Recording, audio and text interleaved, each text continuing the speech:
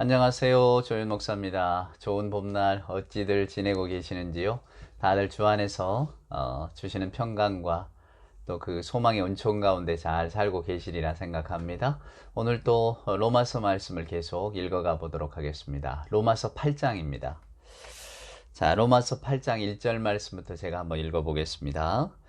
그러므로 이제 그리스도 예수 안에 있는 자에게는 결코 정죄함이 없나니 이는 그리스도 예수 안에 있는 생명의 성령의 법이 죄와 사망의 법에서 너를 해방하였습니다.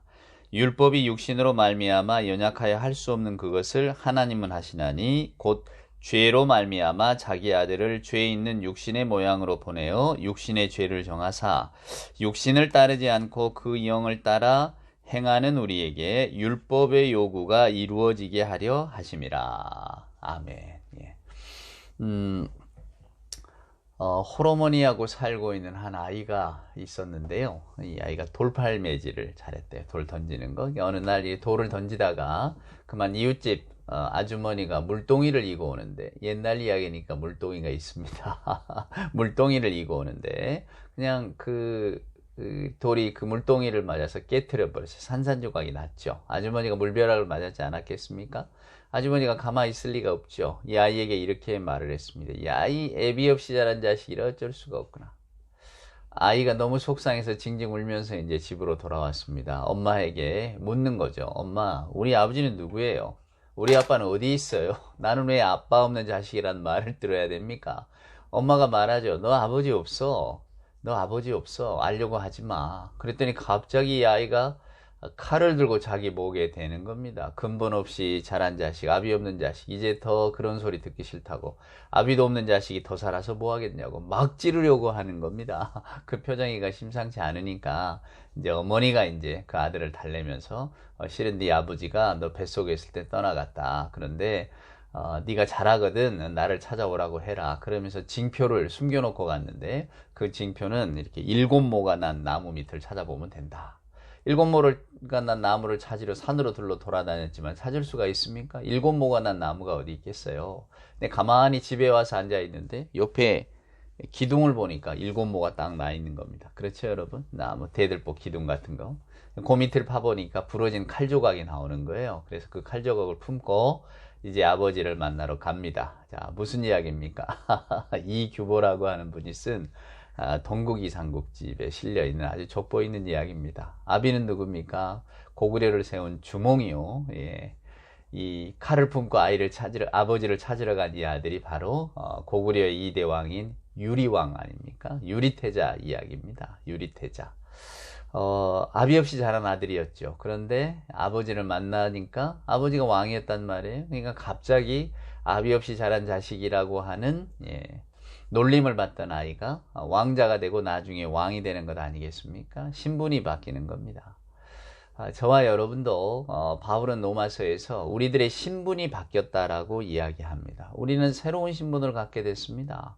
이제 우리는 더 이상 죄의 종이 아닙니다. 우리는 하나님의 자녀가 됐습니다. 하나님의 자녀가 되는 특권이 뭡니까? 여러분 1절에 보시면 그러므로 그리스도 예수 안에 있는 자에게는 결코 정죄함이 없나니, 이제 정죄함이 없다라는 겁니다. 새로운 신분을 갖게 되었는데 그 새로운 신분이 의미하는 바가 뭐냐면 정죄함이 없다는 겁니다. 하나님 안에서 이제 더 이상 우리는 하나님의 은총 안에서 하나님의 자녀가 되었지 죄의 종이 아니었다는 이야기입니다. 그러니까 여러분과 제가 죄의 종으로 살던 옛 모습에서, 즉 아비 없이 자란 그런 아이의 신분에서 갑자기 왕자의 신분으로 바뀌어졌다고 하는 이야기를 오늘 사도 바울은 우리들에게 들려주고 있습니다. 그럼 도대체 정죄함이 없다는 게 여러분 무엇일까요? 정죄함이 없다. 2절을 한번 보시겠습니다. 이는 그리스도 예수 안에는 생명의 성령의 법이 죄와 사망의 법에서 너를 해방시켰다. 자, 우리가 죄와 사망의 법에 있을 때는 정죄함이 있었다는 겁니다. 여러분, 그 정죄함이라고 하는 것은 하나님의 심판을 뜻합니다. 우리가 하나님의 심판대 아래 서야만 하는, 그래서 필연적으로 사망이 우리를 기다리고 있는 그런 삶을 살 수밖에 없었지만, 이제 저와 여러분이 생명의 성령의 법 아래 놓여있게 되었다라고 하는 겁니다. 여러분, 우리가 말하는 구원이라고 하는 것이 우리 스스로가 뭔가 우리를 지켜내고 또 우리가 뭔가 어떤 경제에 이르는 걸 말하는 게 아니잖아요. 예를 든다면 바다를 이렇게 한 망망대해를 우리가 헤엄치고 있는데 내가 내 힘을 가지고 저 건너편 육지에까지 다다라야 되는 것, 이걸 의미하는 게 아니라 헤엄을 치고 있는데 누군가가 와서 우리를 갑자기 구출해 주었다, 그 말입니다. 바다 한가운데서 허우적대고 헤엄치고 있는 우리를 건져내는 것, 이것이 바로 우리 기독교가 말하는 구원입니다. 그러니까 기독교의 성화라고 하는 것은 우리 스스로가 우리 뭐 열심히 도를 닦아서 거룩하게 되고 그래서 우리가 뭐 하나님의 자리, 신의 모습을 회복할 수 있다, 이렇게 이야기하는 게 아니에요. 우리에게 주어주신 생명이라고 하는 것은 오로지 하나님께서 우리에게 주신다, 그 말입니다. 그럼 오늘 이 말이 무슨 이야기입니까? 우리가 정죄함이 없는 것은, 하나님의 심판을 받지 않는 것은, 영원한 사망의 법에서 풀려난 것은 하나님의 생명의 성령의 법을 힘입었기 때문이다. 우리는 그동안에 죄와 사망의 법을 따라가고 있었는데 이제 우리는 생명의 성령의 법을 따라가는 존재가 되었다, 그 말입니다. 완전히 신분이 바뀌었다는 거죠. 죄의 종에서 하나님의 자녀로, 왕의 아들로 바뀌었다는 이야기입니다. 자, 3절 한번 보실래요? 율법이 육신으로 말미암아 연약하여 할 수 없는 그것을 하나님은 하시나니 곧 죄로 말미암아 자기 아들을 죄 있는 육신의 모양으로 보내어 육신의 죄를 정하사 육신을 따르지 않고 그 영을 따라 행하는 우리에게 율법의 요구가 이루어지게 하려 합니다. 율법의 요구라고 하는 것은 여러분, 하나님께 초점을 맞추어서 사는 삶을 말합니다. 즉 에덴 동산에 철저하게 하나님의 말씀에 순종하며 사는 삶을, 자기 육신의 욕망을 죽이고 하나님의 뜻을 따라 살아가는 것, 이것이 어긋나서 사람들이 튕겨 나왔잖아요. 그냥 하나님께서 그 하나님의 법을 따라 사는 방식을 가르쳐 주시려고 주신 게 율법 아닙니까? 그러니까 이 오늘 말하는 것처럼 율법의 요구가 이루어진다는 것은 하나님께서 원하시는 삶의 모습으로 방향을 틀어 놓는 것이, 유턴하는 것이 이루어지게 되었다는 겁니다. 근데 그것을 누가 이루었습니까? 하나님의 생명의 성령의 법이 이룬 거지. 즉 예수 그리스도께서 이루신 것이지 우리가 이룬 것은 아니다, 그 말입니다. 오늘 여기 보면 육신이란 말이 나오죠. 또 5절에 보면 육신을 따르는 자는 육신의 일을, 영을 따르는 자는 영의 일을 생각하나니. 우리가 흔히 영 또 육신 하면 우리는 생각나는 어떤 장면들이 있습니다. 그래서 흔히 영적인 것 이렇게 생각하면 우리가 뭔가 그 일상생활에서 경험하지 못하는 어떤 독특한 사건을 본다든지 미래를 예측한다든지 그런 거죠. 마치 점쟁이들 하는 말처럼. 성경이 말하는 영은 여러분 그런 게 아닙니다. 오늘 이 성경에 나와 있는 이 말, 육신을 따르는 자는 육신의 일을, 이 육신이라고 하는 게 사륵스, 헬란 말로는 바울이 쓴 표현으로 의하면 사륵스거든요. 인간의 몸을 말합니다. 즉 인간의 소욕을 따라가는 어떤 그 물질적인 요소죠. 여러분 아시는 것처럼 성경은 이원론이 아닙니다. 영과 육을 나누지 않아요. 성경이 말하는 육이라고 하는 것은 소마, 우리가 가지고 있는 이 몸의 형체를 말하는 경우가 많습니다. 물론 우리들의 영혼, 우리가 생각하고 판단하고 말하고 이렇게 추구하고 하는 것들도 이 다 소마 안에 들어있는 거죠. 그러니까 우리 기독교 신앙은 영육, 굳이 말한다면 영육 이론론이지 이윤론이 아닙니다. 몸과 영혼을 구분할 수 있다 이렇게 말하지 않거든요. 근데 오늘 지금 바울이 말하는 것은 아니 분명히 육신을 따르는 것은 육신의 일이고 영의 일을 따르는 건 영의 일이다, 구분하고 있지 않습니까? 그런 뜻이 아닙니다. 사람을 영과 육으로 구분하는 게 아니고요. 바울이 말하는 오늘 육신의 일과 영의 일은 하나님의 일을 생각하는 것을 영이라고 하고 푸뉴마, 생명과 성령의 법, 그리고 우리 사람의 일을 도모하는 것을 육신의 일이라고 한 겁니다. 율법의 요구를 따라서 살아갈 수밖에 없었지만 결국 율법의 요구를 이루지 못한, 쉽게 설명드리면 이런 겁니다. 우리는 저나 여러분이나 우리들의 욕망, 우리들의 생각, 우리들의 판단, 또 우리들의 지식, 학교에서 배운 지식, 사회가 이렇게 통상적으로 받아들이는 커먼센스, 일종의 상식들을 우리 인생의 모든 것으로 알고 우리는 살아갑니다. 이걸 세계관이라고 하죠. 저와 여러분이 합리적이고 또 지성적인 이성을 가지고 세상을 판단하고 바라봅니다. 그럴 때에 이 우리가 바라보는 세상 속에 있는 세계는 우리의 상식과 합리와 그리고 우리의 이성의 어떤 그 측면 속에서만 흘러가는 세상입니다. 다시 말하면 하나님의 세상은 없는 거죠. 하나님이 말씀하시는 영원한 생명, 예수 그리스도의 십자가와 부활, 이게 우리들의 상식 세계에서는 이해할 수 없는 일입니다.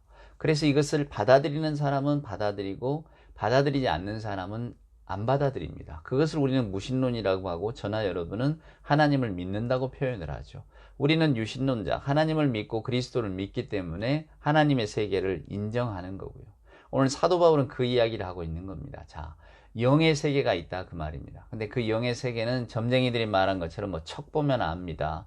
뭐 당신의 미래가 뭐 다 보입니다. 이런 게 아닙니다, 여러분.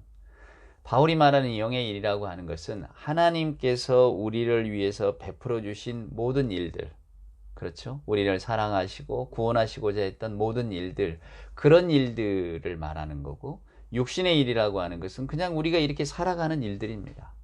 우리가 이렇게 살아가는 일들을 쭉 살아내면 결국 우리들의 인생은 사라지겠지만, 사도 바울이 말하는 것처럼, 그러나 마지막에 우리 인생을 기다리고 있는 사망의 문제는 어떻게 해결할 거냐? 우리는 해결이 안 됩니다.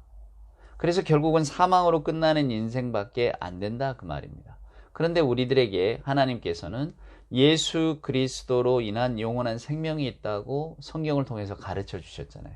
바울이 지금 그 이야기를 하고 있는 겁니다. 그래서 오늘 바울이 5절에서 말하는 육신을 따르는 자는 육신의 일을, 영을 따르는 자는 영의 일을 생각하나니, 6절입니다.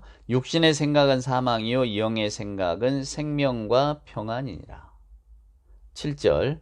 육신의 생각은 하나님과 원수가 되나니 이는 하나님의 법에 굴복하지 아니할 뿐 아니라 할 수도 없느니라. 육신에 있는 자들은 하나님을 기쁘시게 할 수 없느니라. 마땅한 일 아니겠습니까? 육신의 일을 생각하고 육신에 머무는 사람은 하나님을 인정하지 않고 받아들이지 않습니다. 그러니까 하나님을 기쁘시게 할 일도 없고, 오늘 7절에 보면 육신의 생각은 하나님과 원수가 된다. 육신의 생각은 하나님을 인정하지 않기 때문에 우리가 죄의 문제를 항상 말씀드릴 때 언급했던 것처럼 내 인생은 내 것이고 내 인생의 완성은 나에게 있다. 이것을 이야기하고 살아가는, 그것을 중점적으로 생각하는 사람들의 모습을 말하는 겁니다. 그러니까 죄라고 하는 것이 성경에서는 자기 집중이요 자기 사랑이라고 말씀을 드렸잖아요. 우리들은 대부분, 저나 여러분도 자기 집중 자기 사랑의 모습을 내려놓지 못하고 살아갑니다. 어쩌면 우리는 죽을 때까지 자기 집중하며 자기 사랑하며 살아갈 것입니다. 여전히 육신의 생각과 육신의 일을 따라가는 인생이죠. 근데 바울은 그럼에도 불구하고 여러분에게 생명과 성령의 법이 주어졌는데 그게 바로 그리스도 예수님이고, 여러분은 감사하게도 그 예수를 성령의 도우심으로 말미암아 내 구주라고 고백하는 분들이 되셨다 그 말입니다. 그럼 결국 바울이 이야기하는 게 뭐겠습니까? 여러분은 이제 하나님의 자녀요 하나님의 자녀가 되었으니 하나님의 일을 생각하며 살아가는 사람들이어야 합니다 라고 말하는 겁니다. 이게 우리가 죄에서 벗어났다, 이제 우리가 죄로부터 구원을 받았다라고 하는 것을 우리 기독교 용어로 칭의라고 했잖아요. 칭의. 그러니까 의롭다, 칭함을 받았다 그 말입니다. 칭의의 은총을 입은 사람은 반드시 뭘로 가게 되냐면 성화로 가게 됩니다. 우리 인생의 방향을 하나님 중심으로 돌리게 된다는 거죠. 아니 무슨 말씀입니까? 목사님, 우리는 여전히 그저 죄의 그늘 아래 살아가고 있는데요. 저는 그것 때문에 고통받고 있는데요. 교회에 다녀오거나 혹은 누구에게 이렇게 나 믿는 사람이야 말할 때 내 마음속에서 항상 한 구석에서 치받아 올라오는 생각은 넌 이선자야, 너까지 게 무슨, 이런 생각이 올라옵니다. 이거 어떻게 해야 됩니까? 정죄감이거든요. 내가 내 스스로를, 그래서 정죄하면서 우리는 패배감에 졌습니다. 하나님은 분명히 너는 자녀다, 내 아들이다, 내 딸이다, 너에게 내 모든 생명의 법을 주마 약속을 하셨지만은 오히려 내 안에 있는 죄책감은 해결이 안 됩니다. 오히려 하나님께서 나를 인정해 주셨다고 하니까 내가 더 죄책감을 갖는지 모르겠어요. 이렇게 생각합니다. 그래서 누가 너 구원받은 사람이냐 물어보면 선뜻 대답을 못하는 거죠. 왜? 자기 집중을 여전히 하고 있으니까. 내가 나를 바라볼 때에 과연 하나님이 기뻐하시는 삶을 살아간다고 말할 수 있겠는가? 갈라디아서에서 바울이 언급한 것처럼 성령의 9가지 열매, 사랑과 희랑과 화평과 자비와 양선과 오래 참음과, 내 이런 걸 하고 있는가 말이야. 그렇지 않은 것 같거든요. 그래서 우리는 흔들리기가 쉽고 선뜻 말하기가 주저됩니다. 그래서 오늘 이런 말씀을 읽을 때도 기쁨이 일어나기보다는 뭔가 죄책감이 자리하고 있는 거예요. 그렇다고? 하나님께서 나를 이렇게 사랑하시고 자녀로 인정해 주셨다고? 근데 왜 나는 이 모양이지? 육신의 일을 생각하는 사람은 반드시 육신의 길을 따라가서 결국은 사망에 이르게 되지만은 하나님의 일, 영의 생각을 하는 사람은 하나님의 일에 마음을 둔다고 했는데 나는 도대체 영의 사람인가? 육신의 사람인가?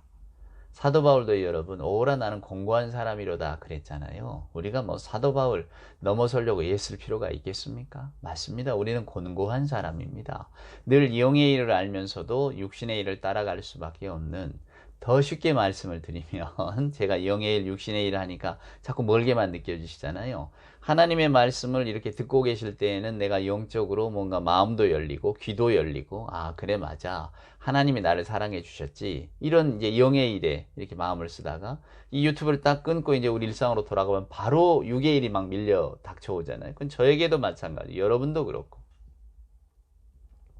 그래서 우리는 이중의 실존을 가지고 살아가기 쉬운데 사도 바울은 그걸 너무나 잘 알고 있습니다. 그래서 그 스스로도 오라 나는 공고한 사람이로다. 누가 이 사망의 어둠에서 나를 건져줄꼬, 이런 고백을 하잖아요. 그런데 여러분 염려하실 거 없습니다. 아까 말씀드린 것처럼 구원은 우리가 하는 게 아니고 하나님께서 해주시는 일이에요. 그래서 구원이 은혜입니다. 우리는 그 구원을 알고 감사하면서 살아가면 될 뿐입니다.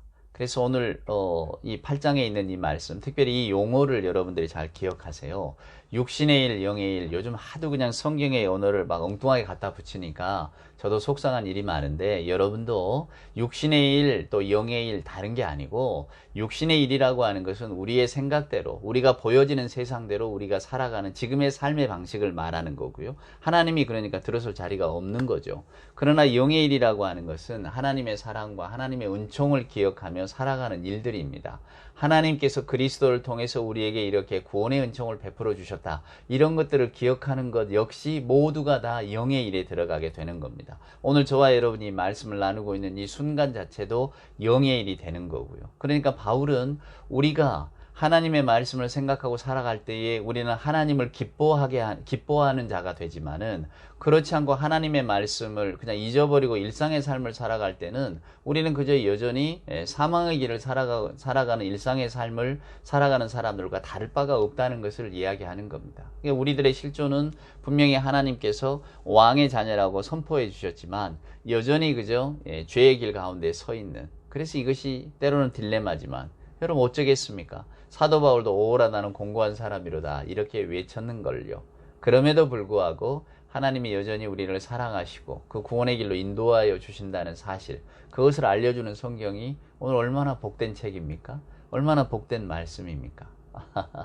아무래도 8장은 조금 더 이어가야 될 필요가 있는 것 같습니다. 다음 시간에 이 다음 부분에 대해서 더 잘 설명을 드리도록 하겠습니다. 오늘도 복된 하루 되시기를 소망합니다.